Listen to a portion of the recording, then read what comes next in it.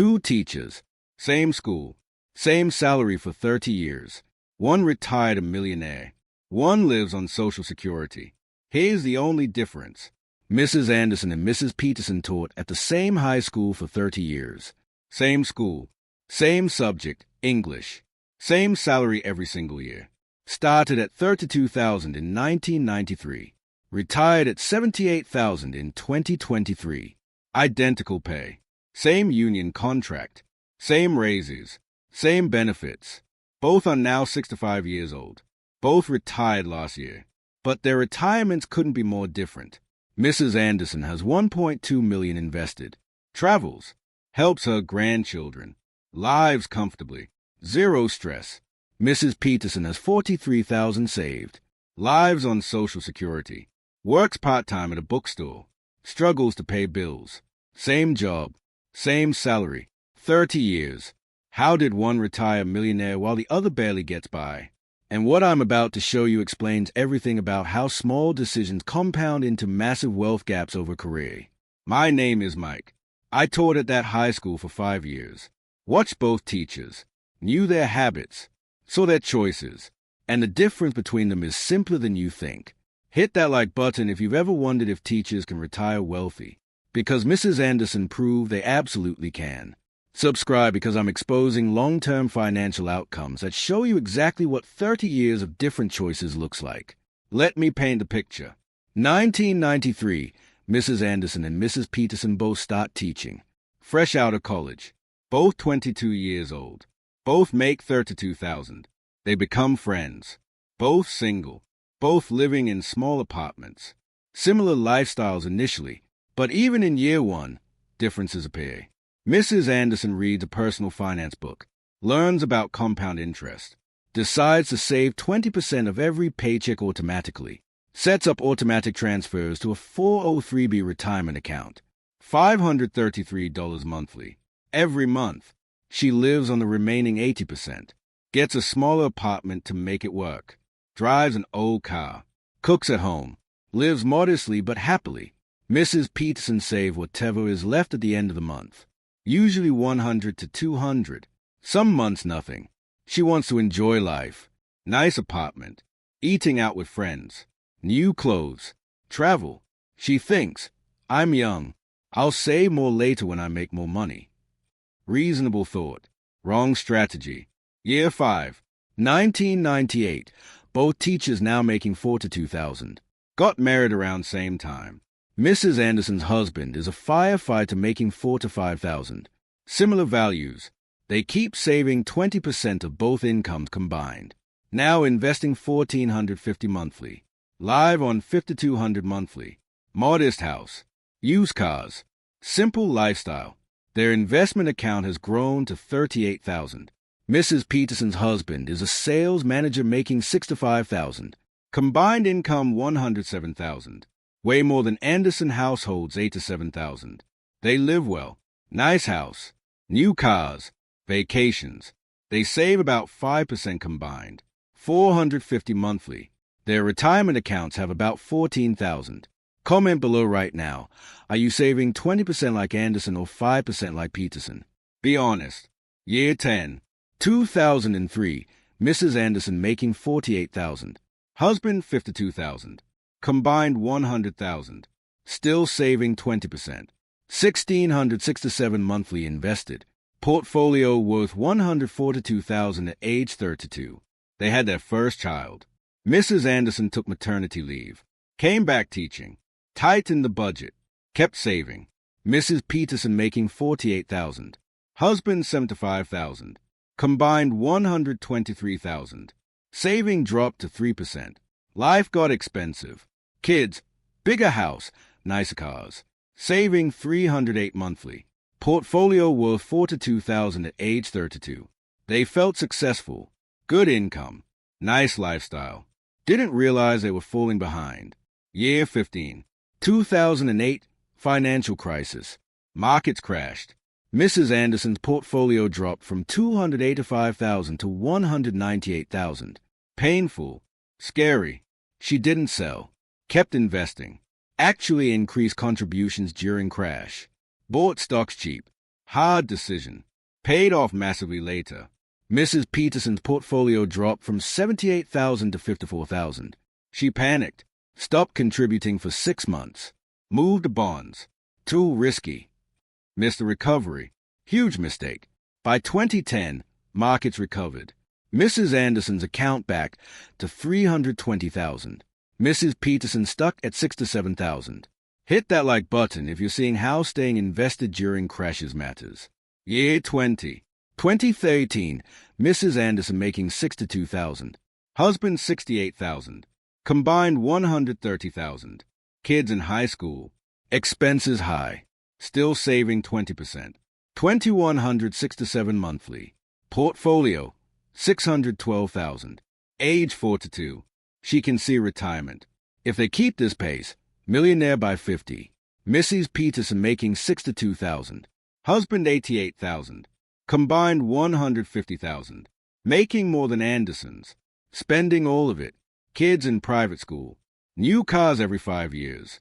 Vacations to Europe. Lifestyle inflation matched income growth. Saving 2%. $250 monthly. Portfolio $128,000. Age 42. Retirement seems far away. Year 2018. Mrs. Anderson making $72,000. Husband $78,000. Combined $150,000. Portfolio $947,000. Almost a millionaire at 47. Kids graduated college. Paid for state schools. No debt. Kids independent. Andersons can increase savings. Now investing $2,500 monthly. Mrs. Peterson making $72,000. Husband $95,000. Combined $167,000. Still making more. Portfolio $187,000. Kids graduated private college with some debt that Peterson helped with. Stressful. Expensive. Still living large. Saving $400 monthly. Age 47. Starting to worry about retirement. Year 2023. Retirement year. Mrs. Anderson making $78,000. Husband $82,000. Combined $160,000. Portfolio $1.187 million. Plus pension worth $2,800 monthly.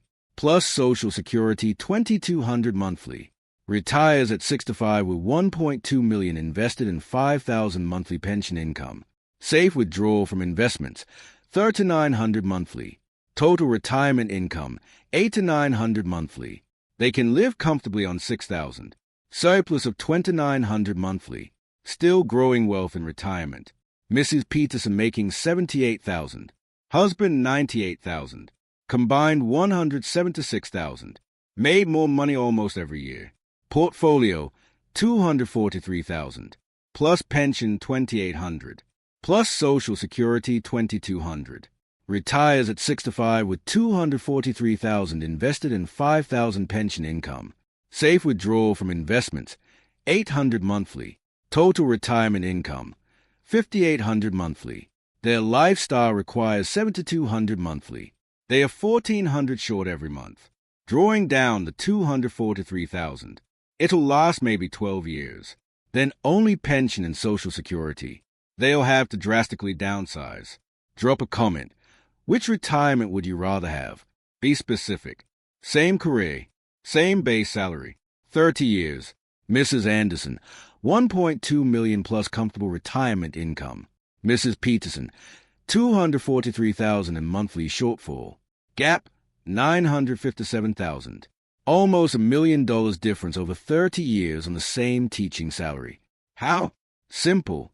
Mrs. Anderson saved 20% every year for 30 years.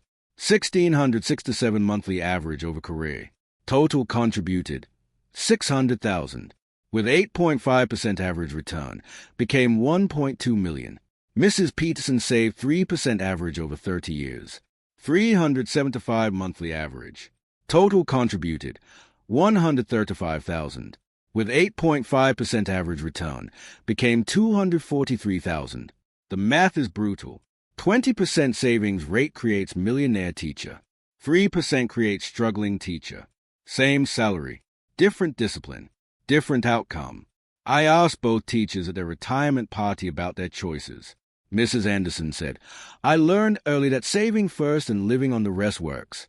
It was hard sometimes. We lived in a smaller house than we could afford, drove older cars than our income suggested, but we never felt deprived. And now we're free, completely free. We can do anything. That's worth every sacrifice. Mrs. Peterson said, I wish I had saved more. We lived well. Nice things. Good experiences. But now I'm working part-time at a bookstore at 65. I thought we'd be comfortable. We're not. I can't travel like I want. Can't help my grandkids like I want. I'm stressed about money in retirement. If I could go back, I'd save 20% like Mrs. Anderson. The nice cars and big house weren't worth the stress. Powerful admission. Same salary. One chose saving first. One chose lifestyle first. 30 years later, the saver is wealthy and free. The spender is stressed and working. If this is making you rethink your savings rate, smash that like button one more time and subscribe. The lesson for teachers specifically: you can retire wealthy on a teaching salary. Mrs. Anderson proved it. $1.2 million on a career that never exceeded $78,000 annually. It's possible, but it requires discipline. Saving 20% when young and raises are small. Maintaining that 20% as income grows. Resisting lifestyle inflation. Staying the course during market crashes. It's hard, but the payoff is massive. The lesson for everyone: savings rate matters more than income. Mrs. Peterson made more money almost every year. Combined household income higher. Didn't matter. Her 3% savings rate created struggle. Mrs. Anderson's 20% savings rate created wealth. Income is what you make. Wealth is what you keep and invest. Compound interest needs time and consistency. Mrs. Anderson's $600,000 contributed became $1.2 million. That's $600,000 of growth from compound returns. Mrs. Peterson's $135,000 became $243,000. That's $108,000 of growth. Both got compound returns. Mrs. Anderson fed the compound machine more consistently. Got way more growth. One final comment prompt: what percentage of your income are you saving right now? Answer honestly. Bottom line: 2 teachers, same salary for 30 years. Mrs. Anderson saved 20%, retired with $1.2 million, lives comfortably. Mrs. Peterson saved 3%, retired with $243,000, struggles monthly. Same job, different savings rate. $957,000 gap. Proof that consistent saving beats high income. Proof that teachers can retire wealthy. Proof that every percentage point of savings matters enormously over a career. Mrs. Anderson is traveling Europe right now. Mrs. Peterson is working at a bookstore. Same teaching career. Different choices. Choose wisely.